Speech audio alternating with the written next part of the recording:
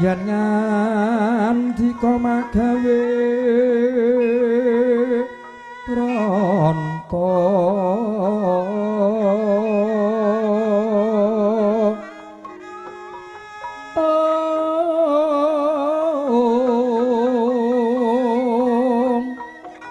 yen ngandika magawe pronto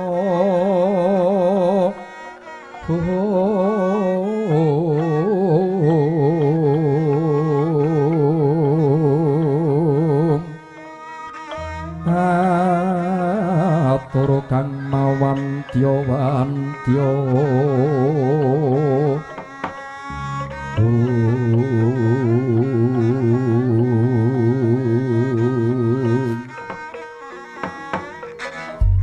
lamun dak waspadake kaya dene praptane kadangku Dimas Tyagi nglonjong botol nggonmu prapta padha kang dibasuki Dimas Tyagi nampi berkah pangestu paduka Koko Prabu Puntadewa Raharja lampah kula kali saking guru beda nyaosaken pangabekti mawon tumugi konjuk sandhaping padha ya wis ndak tampa pangestuku tampanana Dimas sangetangken kula mundi pareng pangestu paduka Dimas Tyagi durung perkara sing praptamu ning papan kene padha kanthi becik Dimas Tyagi Raharja lampah kula Koko Prabu Baladewa pangabekti kula katambiya iya tak tampa Dimas ana wigati apa margage matur Dimas wale-wale menapa anggen kula marak sowan kejawi nyaosaken sembah pangabekti namung badhe nyaosi pirsa bilih Koko Prabu Bathara Kresna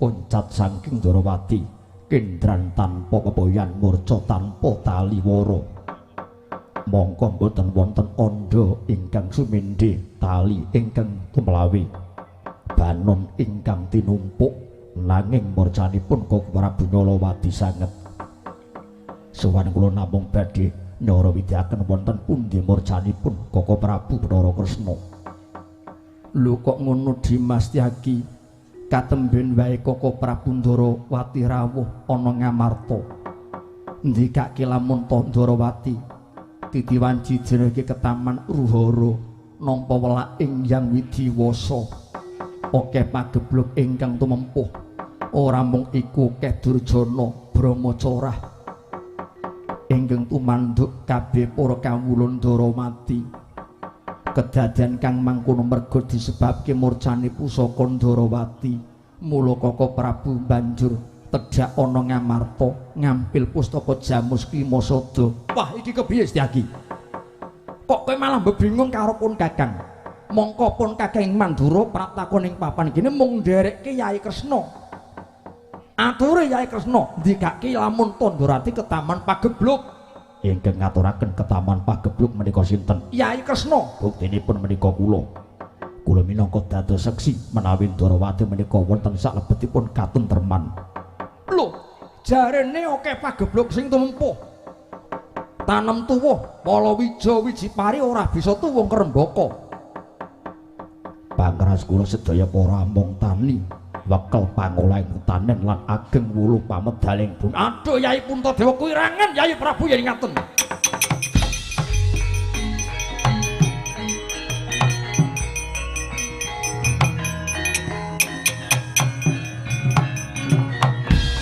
aduh Yai Punta yen ngaten Yai Prabu Kesanjabaya ora kemalingan ning kebobolan ingkang kula gumunaken Yai Punta kok age-age ngaturaken pustaka Jamus Klimasada kula namung nayogyani sarujikipun para kadang Pandhawa malah Koko Prabu nalika wau ngajeng ndikaken mboten perlu aniti priksa setunggal mboko setunggal prayoginipun kula kedah mituhu dhateng pengayumanipun para kadang Pandhawa inggih menika Koko Prabu Ndarawati lajeng kados pundi Koko Prabu sakmangke ngeten mawon Yai Sagi lho wonten dawuh yen pancen bener ucapmu kena tak budekke yen pancen Ndarawati kono sakjroning katentreman mung disebabke ilange Yai Kresna mertandani Yai Kresna kang katemben prapta iki Kresna sing gadungan nggih keparingipun tungkan lakune menungsa sing memba ngembari kaya dene wujude Yai Kresna. Yen kowe cilik ora bisa nyekel gedhe ora bisa mateni, apa dene ora bisa ngaturke baline layang Klimasada. Selama urip Baladewa ora bakal percaya karo capes taki. Nyuwun tambah pangestu nyuwun pamit.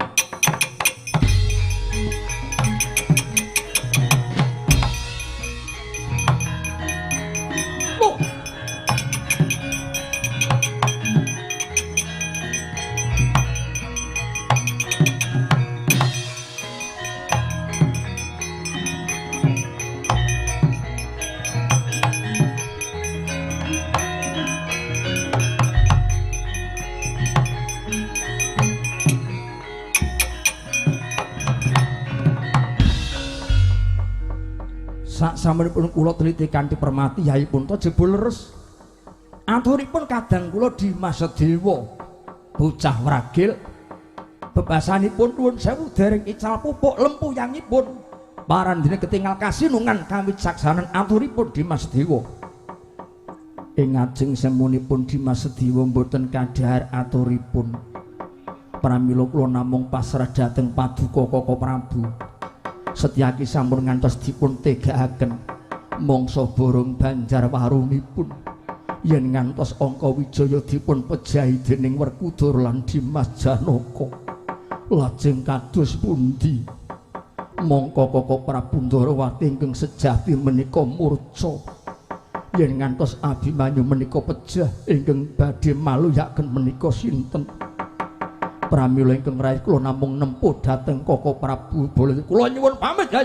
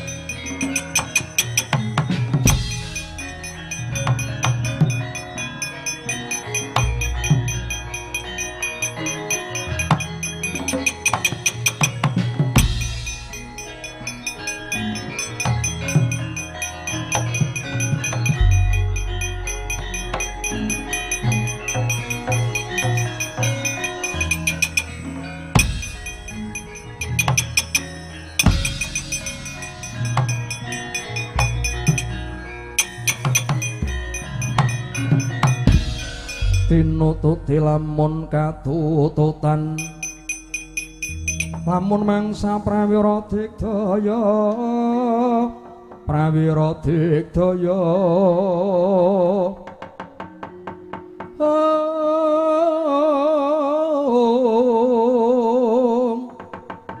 gumregut maguting ayuda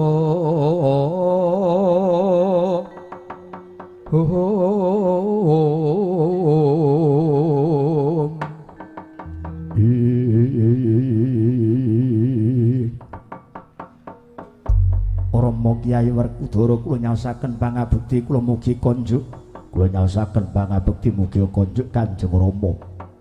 Pak, anakmu lanang Antasena njaluk nyapura nggonku ra isa ndodhok. Mung basaku tampanana Bapak Werkudara. Wah, bocah stres. Antarja Gatotkaca padha ngaturke bekti basa. Lah kok Antasena kowe kok mbedani dasar kowe bocah stres. Ora apa-apa Pak, nek aku dianggep stres, nek anake stres bapakane kuwi kentir. Wah, bocah kocluk. Ora apa-apa nek bocah kocluk kuwi anak wong goblok. Bapakane goblok, anake kocluk. Wis saiki ora perlu padha padudon dredah pasulayan. Mergo iki wis ora jamane, Pak. Iki jamane mikirke butuhing wong cilik kepiye. Nek mangan wis ora kurang. Sing dibutuhke dudu mangan sing bergizi, ning sing dibutuhke kuwi pegawean. Aja kok panganan diwenehke, ning kudune sing apik kuwi diwenehi pancinge, aja kok diwenehi wake. Nek diwenehi wake, kuwi uripe kulino njagake karo wong liya, njagake karo wong dhuwur, njagake karo jejere, karo kancane. Cara wonge mancing ora dipangan-pangan, sing dipangan kok jejere ngesuk nggone jejere. Pakane dijaluk nggone ya dirusui. Lah kuwi Pak. Mula wong urip ku sing dibutuhke saiki ora mangan sing enak, dudu panganan sing bergizi. Ning sing dibutuhke pegawean. Mergo wong semene kae do mbutuhke pegawean. Nek ming wong mangan ngomahku nek ming mondok punjungan kuwi mung dibuak. Iwak punjungan kuwi nggo bandem kirike mati Pak, ora dodoyan, ora doyan. Iya. Pamane kok ora punjungan, Mas. Dipasrahke tamu wae ora didolit malah mung trimo dirubung laler. Ning nek upama wong sing ning dhuwur kaya Bapak Werkudara dadi wakiling para kawula, upama kok iso ngrekodaya iso mbudidaya goleke sandang pangan pangupa jiwa iki lho nek arep nyambut gawe nggone kene iki. Aku sing apik ngono kuwi. Mung perkara mangan enak, pangan sing bergizi ora urung dadi korban. Bocah sekolah ora ngerti kentang iki mung perkara ketindes mobil do mati. Ora saguna men tekan kono-kono. Kono-kono wae kok piye? Sakarepku sing ngomong lambeku dhewe kok Bapak Werkudara kok ngatur. Saiki mayangku aja serius banget-banget Pak, zamane wis beda, zamane beda. Iya. Mubung-mubung ya kena ning sing baku mengko bali nang wose, bali ning omahe. Arep mancing esuk tekan sore kena ning watone eling karo bojone. Lah kuwi. Wah, ora usah bawe-bawe, apa barang kok bawe-bawe. Gatotkaca, Antarja, kula wonten dawuh, kula wonten dawuh. Dwarawati geger ilange kembang Jakasuma merga sing nyolong Abimanyu, sing nyolong Adiwangka Wijaya. Mongko aku lan pamanmu Janaka saguh mateni Abimanyu. Lajeng keparingipun Rama Werkudara kados pundi kula namung nderek. Kowe tak perintah ngawat-awati lan bantu karo pun bapa nyekel Abimanyu yen ora gelem balekke kembang Jakasuma Abimanyu pateni. Menawi ngaten kula namung nderek Gatotkaca. Nggih, kula namung nderek. Kakang Gathuk, Kakang Antarja, nek ora waspada ora ngati-ati mengko bakal kowe kuwirangan dhewe. Ora usah manut karo wong degleng. Gathut Antarja mangkat.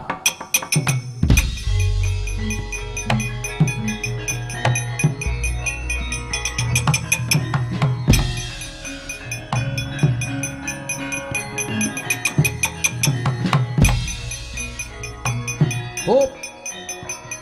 Mandrek.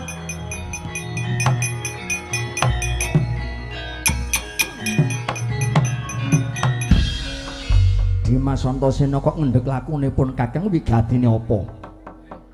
Nek nguculi bolah bundetan ngene iki kudu nganggo ati sing semeleh, Kang.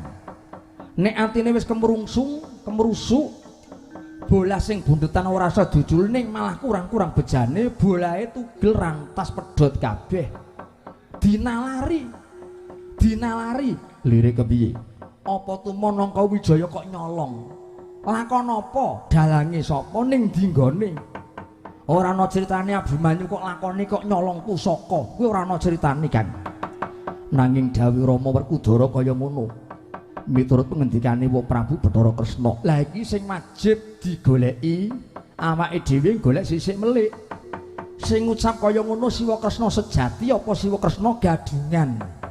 Iso wae tekane Siwa Kresna ning negara Ngamarta panjalmaning mungsuh mung arep kepengin nabrak-nabrakke, bentus-bentuske sedulur supaya ora akur jejer pager do neng-nengan. Karepe Dimas Antasena manut karo aku Kakang Antarja. Aja kesusu nyekel Abimanyu, goleki maling dhisik. Sakwise maling kecekel, mengko bisa ditakoni mesti bakal meneh keterangan sing cetha. Yen ngono aku manut Dimas Antasena, tutno aku jantraku, Kang.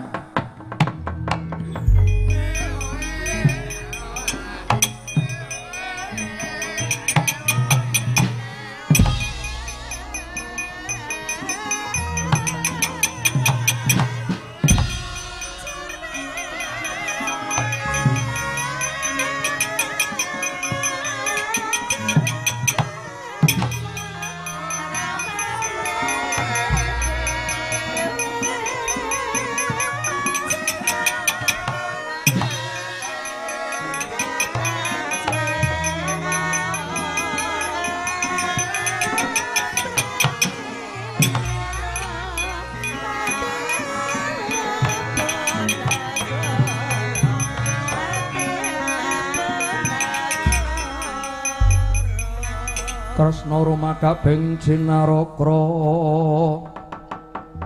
pansinayang gelung kadidanar wang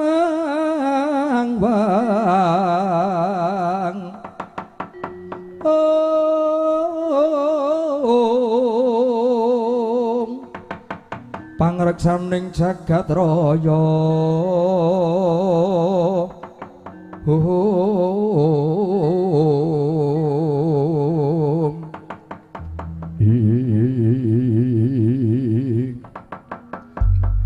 jagat wasesaning dewa ya jagat Pramudita. Ora ngira babar pisan jebul Puntadewa Werkudara Janaka. Kowe landhep dengkul pamikirmu kuthung budimu Puntadewa. Bathara Kresna mung ngreka daya, aku mung lami samudana ngaturke sing nyidra pusakaku Abimanyu. Mongko janjane ora. Ya nganggo cara ngene iki supaya Kresna bisa nyidra jimat Jamus Kalimasada. Oh Puntadewa, Puntadewa. Kowe ratu ning kowe bodho, mung kanggonan jujur. Ning balilu nalarmu Puntadewa. Sing tak gumunke Werkudara karo Janaka, kowe dadi satriyan ning praja. Lah kok gampang temen kowe dibentoske ditabrakke karo ucape Bathara Kresna. Werkudara Janaka tumandang kowe goleki Angkawijaya. Angkawijaya kecekel calone mati. Matine Abimanyu saka tangane Werkudara lan Janaka. Kanthi mengkono Abimanyu mati padha tintrim wong sak negara Ngamarta. Ora semene bakal tumekaning pati kelakon penjang nggone nyidra pustaka Jamus Kalimasada. Lah, candhak iki malinge, iki malinge. Waduh. Awas Kang, awas.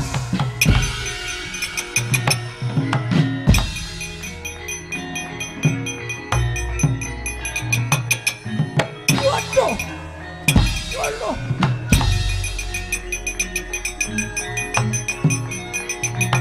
Waduh. Mat.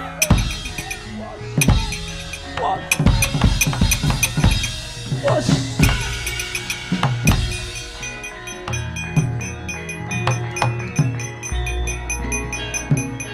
Wah, keparat kurang tonton di kesel gantungan balik.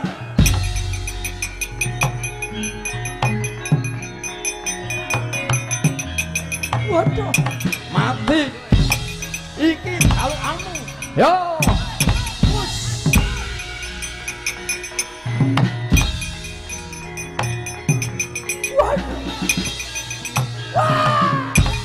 Modyan kang jatale.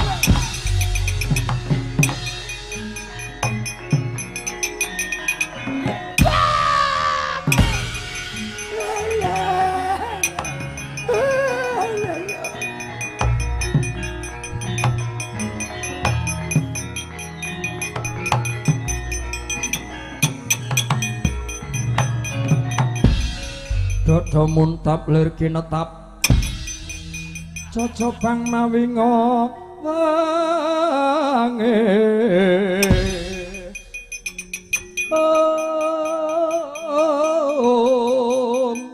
kumriwis pucuk ing rawe kerot-kerot salah ora iku kok ditapuk kumriwis pucuk ing rawe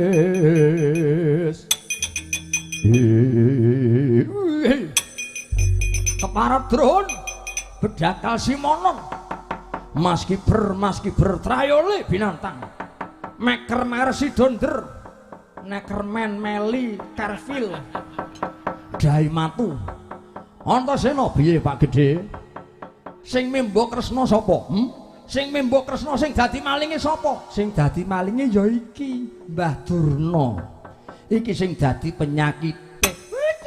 Aja nger putuk Antasena aja nger aja piye aja nger aja ditempile ngaku mbahmu kowe iki putuku nger kowe putuku Paman Durna kula nger perkara napa sampean kok kumawani mimba dadi Yayi Kresna kok sampean kok nyidra pustaka Jamus Kalimasada pamriyen napa Nyuwun pangapunten nggih Nggar yektosipun pun bapa kula namung tinanggen Angger Duryudana.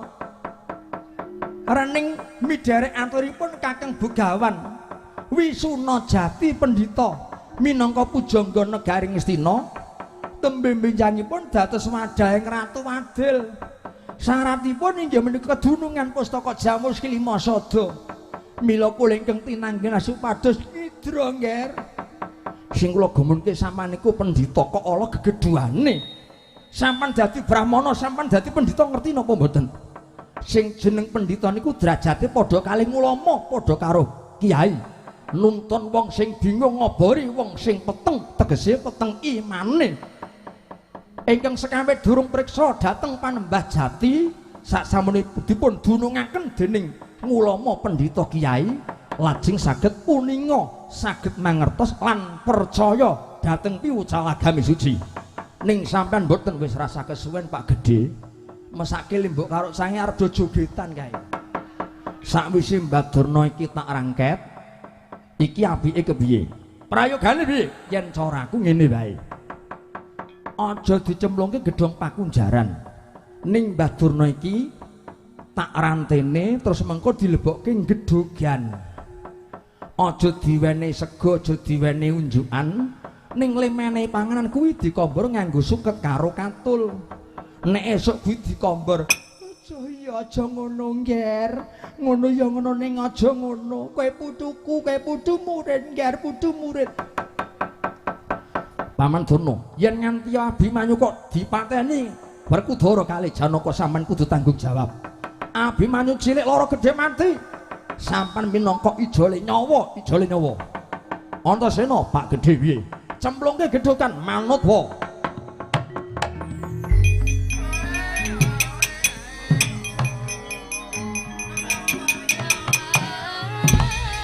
Manut Mbah Durna. Tak rante kowe. Aja